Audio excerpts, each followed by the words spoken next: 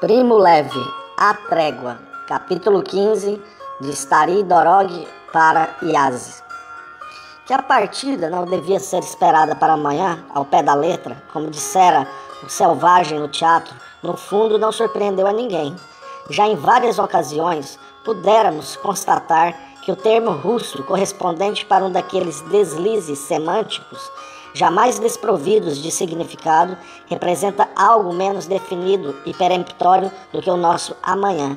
Em harmonia com os costumes russos, vale dizer um dia desses, cedo ou tarde, num tempo não distante. Em suma, o rigor da determinação temporal é levemente atenuado. Não nos surpreendeu, como também não nos entristeceu excessivamente. Quando a partida ficou acertada, percebemos, para nossa surpresa, que aquela terra sem fim, aqueles campos e bosques onde se desenrolava a guerra, aos quais devíamos a própria salvação, aqueles horizontes intactos e primordiais, aquela gente vigorosa e amante da vida, pertenciam ao nosso coração, penetraram em nós e permaneceram longamente, imagens gloriosas e vivas de uma estação única em nossa existência. Não amanhã, mas poucos dias após a notícia, em 15 de setembro de 1945, deixamos em caravana a Casa Vermelha e chegamos com grande alegria à estação de Stary Dorog. O trem estava lá, à nossa espera. Não era uma ilusão dos sentidos. Havia carvão, água também, e a locomotiva, enorme e majestosa, como um monumento de si própria, estava no lado certo. Apressamo-nos a apalpar-lhe o flanco. Meu Deus, estava frio. Os vagões eram 60, vagões de carga bastante avariados, parados no desvio morto. Invadimos o trem com fúria jubilosa e sem controvérsias. Éramos 1.400. Vale dizer, de 20 a 25 homens por vagão, algo que, à luz de nossas muitas experiências ferroviárias anteriores, significava uma viagem cômoda e repousante. O trem não partiu logo, aliás, só partiu no dia seguinte, e foi inútil perguntar ao chefe da minúscula estação que nada sabia. Nesse intervalo passaram apenas 2 ou 3 comboios, e nenhum parou, aliás, nenhum diminuiu a velocidade. Quando um deles se aproximava, o chefe da estação esperava-o na plataforma, segurando no alto uma coroa feita de ramos, na qual estava preso um pequeno saco. Da locomotiva em movimento, o maquinista debruçava-se com o braço direito em forma de gancho, agarrava de um só golpe a coroa e jogava em seguida outra igual, essa também com um pequeno saco. Era o serviço postal, o único contato de Stary Dorog com o resto do mundo. Tudo mais era imobilidade e repouso. Ao redor da estação, levemente elevada, estendiam-se pradarias intermináveis, limitadas apenas no poente pela linha negra do bosque e cortadas pelo traçado vertiginoso dos trilhos. Pastavam pouquíssimos rebanhos, muito distantes uns dos outros, isolados que rompiam a uniformidade da planície. Na longa noite de vigília, ouviam-se cantos tênues e modulados dos pastores. Um cantava, o segundo respondia, a quilômetros de distância, depois outro e mais outro, em todos os pontos do horizonte, e era como se a própria terra cantasse. Preparamo-nos para a noite. Após tantos meses e transferências, constituíamos uma comunidade organizada, razão pela qual não nos espalhamos sem critérios nos vagões, mas segundo núcleos espontâneos de convivência. Os romenos ocupavam uma dezena de vagões. 3 eram reclamados pelos ladrões de San Vittore, que não queriam ninguém e que ninguém queria. Outros 3 para mulheres sozinhas. 4 ou 5 abrigavam os casais, legítimos ou não. 2 divididos em 2 andares por uma divisória horizontal e famosos pelos lençóis estendidos para secar, pertenciam às famílias com crianças. Dentre todos, o mais vistoso era o vagão orquestra, ocupado por completo pela companhia teatral do salão, inclinado, com todos os seus instrumentos, incluindo um piano, generosamente doados pelos russos no momento da partida. O nosso, por iniciativa de Leonardo, foi declarado vagão enfermaria, denominação presunçosa e cheia de veleidade, porque Leonardo não dispunha senão de uma seringa e um estetoscópio, e o chão não era de madeira menos dura do que a dos outros vagões. Além disso, não havia em todo o comboio sequer um doente, como também nenhum paciente apresentou-se durante toda a viagem. Éramos 20, dentre os quais, naturalmente, César e Daniel, e, menos naturalmente, o Mouro, o Sr. Overdorben, Giacomo Antônio e Veletrano. Além disso, uns 15 ex-prisioneiros militares. Passamos a noite dormitando inquietos no chão do carro. Chegou o dia, a locomotiva fumegava, o maquinista estava a postos e esperava com calma olímpica que a caldeira recebesse pressão. No meio da manhã, a máquina rugiu. Com uma profunda e maravilhosa voz metálica, saracoteou, vomitou fumaça negra, os tirantes se esticaram e as rodas começaram a girar. Olhamos uns para os outros como perturbados. Havíamos resistido, apesar de tudo. Havíamos vencido. Após o ano do lager, de tormento e paciência, após o oceano de mortes que se seguiram à libertação, após o gelo e a fome e o desprezo e a soberba companhia do grego, após as doenças e a miséria de Katowice, após as transferências insensatas que nos fizeram sentir condenados a gravitar eternamente através dos espaços russos como inúteis astros apagados. Após o ócio e a nostalgia dolorosa de Stary-Dorog, voltamos a subir novamente uma viagem para cima de volta para casa. O tempo, após 2 anos de paralisia, readquirira vigor e valor. Trabalhava novamente para nós, e isso punha fim ao torpor do longo verão, à ameaça do inverno próximo, e nos tornava impacientes, ávidos por dias e quilômetros. Mais cedo, desde as primeiras horas da viagem, percebemos que a hora da impaciência ainda não havia chegado. Aquele itinerário feliz delineava-se longo e laborioso, e não desprovido de surpresas. Uma pequena odisseia ferroviária dentro de nossa odisseia maior. Era precisa ainda paciência, em dose imprevisível, outra paciência. Nosso trem tinha mais de meio quilômetro de extensão. Os vagões achavam-se em péssimo estado. Os trilhos também. A velocidade irrisória, não superior a 40 ou 50 km por hora. O percurso era de linha única. As estações que dispunham de um desvio morto, suficientemente amplas para permitir a parada, eram poucas. Frequentemente o comboio devia ser dividido em 2 ou 3 partes e empurrado no desvio de parada com manobras complicadas e lentíssimas, com o fito de permitir a passagem de outros trens. Não havia autoridades a bordo, com exceção do maquinista e da escolta, constituída por 7 soldados de 18 anos que vieram da Áustria para nos acompanhar. Conquanto armados até os dentes, eram criaturas cândidas e bem educadas, de alma ingênua e doce, vivos e despreocupados, como estudantes em férias, privados absolutamente de autoridade e de sentido prático. A cada parada do trem, nós os víamos passear para cima e para baixo na plataforma, com parabellum e a tiracolo, a aparência altiva e oficial. Davam-se muita importância como se escoltassem um comboio de perigosos bandidos, mas era apenas aparência. Logo percebemos que suas expressões concentravam-se sempre mais nos 2 vagões das famílias, na metade do comboio. Não eram atraídos pelas jovens esposas, mas pela atmosfera vagamente doméstica que expirava daquelas habitações ciganas ambulantes, e que talvez lhes recordasse a casa distante e a infância que acabara de terminar. Mas principalmente sentiam-se fascinados pelas crianças. Tanto que, após as primeiras etapas, escolheram os próprios domicílios diurnos nos vagões das famílias e se retiravam para aquele que lhes fora reservado apenas para passar a noite. Eram cheios de cortesia e prestativos. Ajudavam voluntariamente as mães, iam pegar água e rachavam a lenha para os fogões. Com os meninos italianos, estreitaram uma curiosa e assimétrica amizade. Aprenderam com eles várias brincadeiras, entre as quais aquelas da roda. Tratava-se de um jogo feito com as bolas de gude, empurrando-as através de um complicado percurso.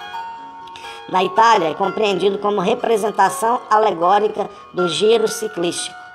Pareceu estranho para nós o entusiasmo com que foi assimilado pelos jovens russos, em cujos países as bicicletas são raras e as competições ciclísticas não existem.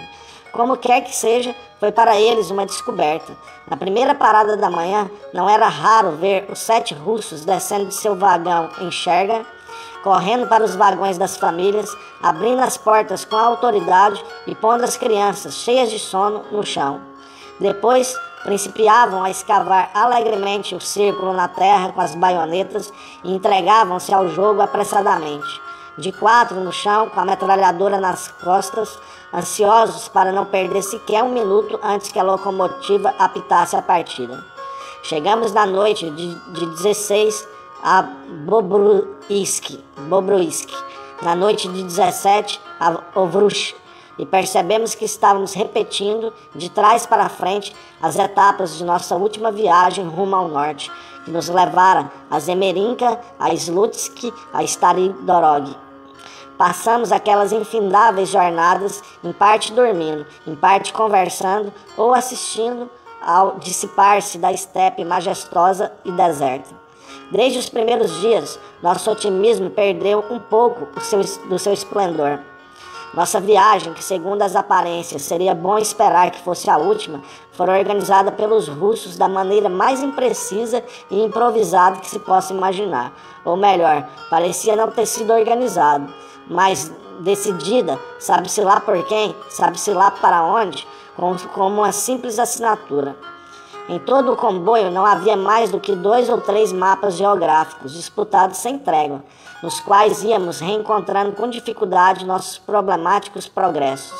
Viajávamos para o sul, era indubitável, mas com uma lentidão e uma irregularidade exasperantes, com desvios e paradas incompreensíveis, percorrendo às vezes apenas dezenas de quilômetros nas 24 horas.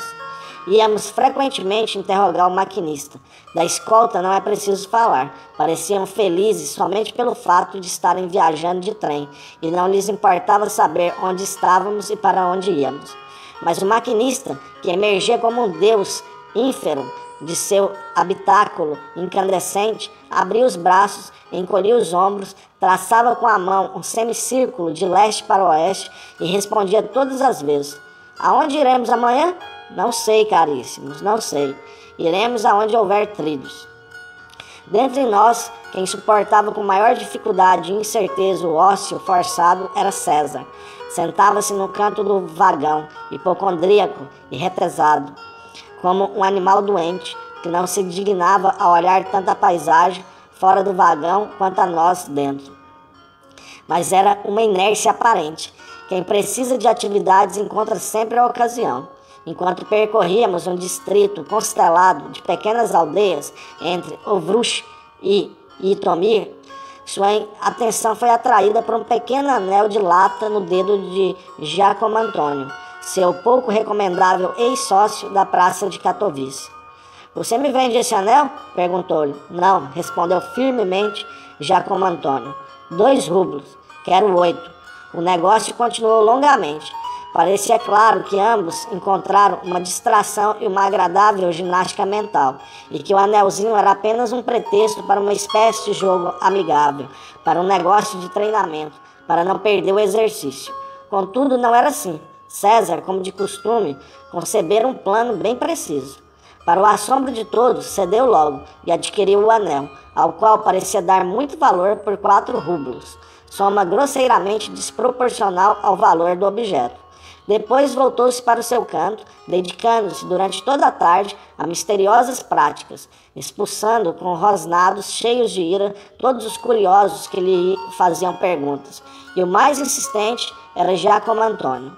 Tirara do bolso remendos de tecido de diferentes qualidades e polia cuidadosamente o anel por dentro e por fora, soprando-o de quando em quando. Depois tirou um pacote de cigarros e continuou minuciosamente o trabalho com eles, com extrema delicadeza, sem mais tocar o metal com os dedos. A intervalos, erguia o anel à luz da janela e o observava, girando-o vagarosamente como se fora um diamante. Finalmente, aconteceu o que César esperava. O trem começou a diminuir a velocidade e parou na estação de uma aldeia, nem muito grande nem muito pequena. A parada prometia ser breve, porque o comboio permanecera indiviso nos trilhos de trânsito. César desceu e começou a passear para cima e para baixo na plataforma. Mantinha um anel semi-escondido no peito, debaixo do casaco, com ares de conspirador. Aproximava-se dos camponeses russos, um a um, mostrava o anel pela metade e sussurrava nervosamente: Tovarish, Zolota, Zolota, ouro. A princípio, os russos não lhe davam ouvidos, mas um velhote observou o anel de perto e fez-lhe uma oferta. César, sem hesitar, disse: Isto, 100. Um preço bastante modesto para um anel de ouro, criminoso para um anel de lata. O velho ofereceu 40. César mostrou-se indignado e dirigiu-se para outro. Assim fez com diversos clientes, protelando e procurando quem lhe oferecesse mais. E ao mesmo tempo mantinha os ouvidos bem abertos ao apito da locomotiva para concluir o negócio e subir no trem logo depois.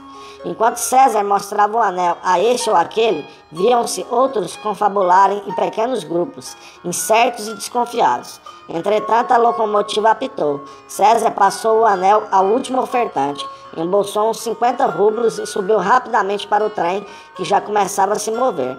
O trem percorreu 10 metros, depois diminuiu novamente e parou, com grande estridor dos freios.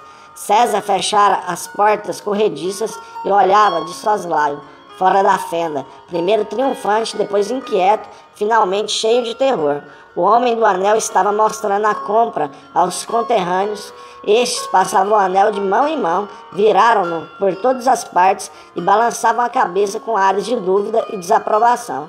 Depois viu-se o incauto comprador, evidentemente arrependido, levantar a cabeça e seguir resolutamente rumo ao comboio à procura do refúgio de César. Tarefa bastante fácil, porque o nosso vagão era o único de portas fechadas. A coisa ia ficando decisivamente difícil.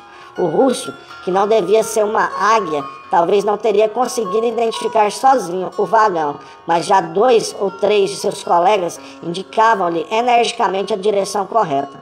César retirou-se bruscamente da fresta e recorreu aos últimos expedientes. Escondeu-se num canto do vagão e fez-se cobrir apressadamente com todas as cobertas disponíveis. Logo desapareceu sob uma grande montanha de cobertas, colchas, sacos, casacos. Ao aproximar o ouvido daquela montanha, pareceu-me ouvir débeis, frouxas e ímpias, naquele contexto, palavras de oração. Já se ouviam os russos gritando à porta do vagão e batendo com os punhos contra a parede, quando o trem se pôs em movimento com um violento solavanco. César reemergiu, pálido como morto, mas revigorou-se imediatamente. Agora podem me procurar. Na manhã seguinte, sob um sol radiante, o trem parou em Kazatim. Esse nome não me soava novo. Onde eu o havia lido ou ouvido? Talvez nos boletins de guerra? Mas, mesmo assim, tinha a impressão de ter uma recordação mais próxima e mais atual, como se alguém tivesse falado havia pouco a seu respeito. Depois, e não antes, do corte de Auschwitz, que rompia em 2 partes a corrente de minhas lembranças. E ei-la, então, de pé na plataforma, exatamente sob nosso vagão, a lembrança nebulosa personificada. Galina, a menina de Katowice, a tradutora, dançarina, datilógrafa do comandantur Galina de Kazatim. Desci para cumprimentá-la, cheia de alegria e de espanto pelo encontro improvável. Reencontrar a única amiga russa naquele imenso país. Não a vi muito mudada. Estava um pouco mais bem vestida e se protegia do sol debaixo de uma pretensiosa sombrinha. E eu tampouco mudara muito, pelo menos exteriormente. Um pouco menos desnutrido e infeliz, de que então igualmente maltrapilho, mas rico de uma nova riqueza. O trem às minhas costas, a locomotiva lenta, mas segura, e a Itália cada dia mais próxima. Desejou-me um bom regresso. Trocamos algumas frases apressadas e embaraçadas, numa língua que não era a sua nem a minha, a língua fria do invasor, e logo nos separamos, pois o trem voltava a partir. No vagão, que corria aos solavancos, rumo à fronteira, eu me acomodava, cheirando o perfume barato que passara da sua para a minha mão, feliz por tê-la visto e triste pela lembrança das horas passadas com ela, das coisas não ditas, dos momentos não desfrutados. Passamos novamente por Zemerinka, desconfiados, a recordar os dias de angústia transcorridos alguns meses antes. Mas o trem prosseguiu sem dificuldades, e na noite de 19 de setembro, uma vez atravessada rapidamente a Bessarábia, estávamos no Prut, na linha da fronteira. Na densa escuridão, à maneira de uma despedida, a polícia da fronteira soviética executou uma tumultuosa e desordenada inspeção do comboio. A procura, foi o que nos disseram, de rublos, pois era proibido exportá-los. Nenhum problema, pois gastamos todo o dinheiro. Passada a ponte, dormimos na outra margem. O trem parado, ansiosos para que a luz do dia nos revelasse a terra romena. Foi de fato uma dramática revelação. Quando, de manhãzinha, abrimos as portas de par em par, nossos olhos viram um cenário surpreendentemente doméstico. Não mais a estepe deserta, geológica, mas as colinas verdejantes da Moldávia, com casas coloniais, palheiros, filas de parreiras. Não mais enigmáticas inscrições cirílicas, mas logo na frente de nosso vagão, um casebre torto azulado de verdete, encimado com letras claras, Pain, Lapt, Vin, Carnaciuri de Purcell. E com efeito, na frente do casebre, encontrava-se uma mulher que tirava, em grande quantidade, de uma cesta aos seus pés, uma interminável linguiça, medindo-a com toezas, como se mede o barbante. Viam-se camponeses como os nossos, de rosto magro e pálido, vestidos de negro, de terno, colete e a corrente do relógio no ventre. Meninas a pé ou de bicicleta, vestidas quase como nós, que bem poderiam ser confundidas com vênetas ou abrucesas. Cabras, ovelhas, vacas, porcos, galinhas. Mas para pôr freios à precoce ilusão doméstica, encontrava-se, parado na passagem de nível, um camelo, remetendo-nos a algum outro lugar. Um camelo extenuado, cinza, lanoso, carregado de sacos, expirando altivez e solenidade, inerme através do pré-histórico focinho leporino. Igualmente dúbia soava aos nossos ouvidos a língua do lugar, raízes e desinências conhecidas, mas emaranhadas e contaminadas em milenárias concrescência, com outras de som estrangeiro e selvagem, o idioma familiar na música e hermético no sentido. Ocorreu na fronteira a complicada e penosa cerimônia da transferência dos vagões avariados, com bitola soviética, para outros igualmente avariados, mas com bitola ocidental. Pouco depois entramos na estação de Iasi, onde o comboio foi arduamente dividido em 3 troncos, sinal de que a parada teria durado muitas horas. Em Iasi passaram-se 2 fatos notáveis. Reapareceram do nada as 2 alemãs do bosque, e todos os romenos casados desapareceram. O contrabando das 2 alemãs, através da fronteira soviética, devia ter sido organizado com grande audácia e habilidade por um grupo de militares italianos. Os detalhes jamais foram conhecidos com precisão, mas falava-se que as 2 moças teriam passado a noite crítica da passagem da fronteira, escondidas debaixo do pavimento do vagão, entre os tirantes e as suspensões. Vimos quando passeavam pela plataforma na manhã seguinte, desembaraçadas e arrogantes, agasalhadas com roupas militares soviéticas, todas sujas de lama e de óleo. Agora sentiam-se seguras. Simultaneamente, nos vagões dos romenos, vimos explodirem violentos conflitos familiares. Muitos deles, já pertencentes ao corpo diplomático desmobilizado ou autodesmobilizado pela Armir, foram trabalhar na Romênia e se casaram com mulheres romenas. No final da guerra, quase todos haviam optado pelo repatriamento, e os russos haviam organizado para eles um trem que os deveria levar para Odessa, onde seriam embarcados. Mas, em Zumerinka, foram reunidos ao nosso miserável comboio e seguiram o nosso destino, sem que jamais soubéssemos se isso ocorrera por decisão ou por desordem. As mulheres romenas estavam furiosas com seus maridos italianos. Estavam fartas de surpresas e aventuras, de comboios e bivaques. Agora voltavam ao território romeno e estavam em casa. Queriam permanecer onde estavam e não havia razão para as dissuadir. Algumas discutiam e choravam, outras tentavam arrastar os maridos para a terra. As mais excitadas jogavam fora dos vagões trastes e bagagens, enquanto as crianças assustadas corriam gritando. Os russos da escolta acorreram, mas não entenderam nada e olhavam inertes e indecisos. Visto que a parada em Yazd ameaçava prolongar-se por toda a jornada, saímos da estação e caminhamos ao acaso pelas ruas desertas, entre casas baixas da cor da lama. Um único bonde minúsculo e arcaico fazia viagem de ida e volta de um campo a outro da cidade. Encontrava-se na estação um trocador, falava Yiddish, era judeu. Com algum esforço conseguimos nos entender. Informou-me que já outros comboios de sobreviventes haviam passado por Yazd, de todas as raças, franceses, ingleses, gregos, italianos, holandeses, americanos. Em muitos deles havia judeus que precisavam de ajuda. Por isso, a comunidade judaica local constituíra um centro de assistência. Se tivéssemos 1 hora ou 2 de tempo, recomendava que fôssemos em delegação para esse centro. Receberíamos conselhos e ajuda.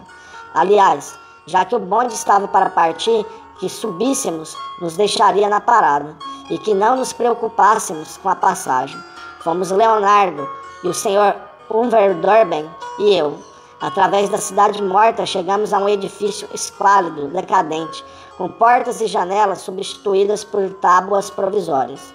No escritório sujo e poeirento, receberam-nos 2 velhos patriarcas, de aspecto pouco mais opulento e viçoso do que o nosso, mas estavam cheios de afetuosos cuidados e de boas intenções.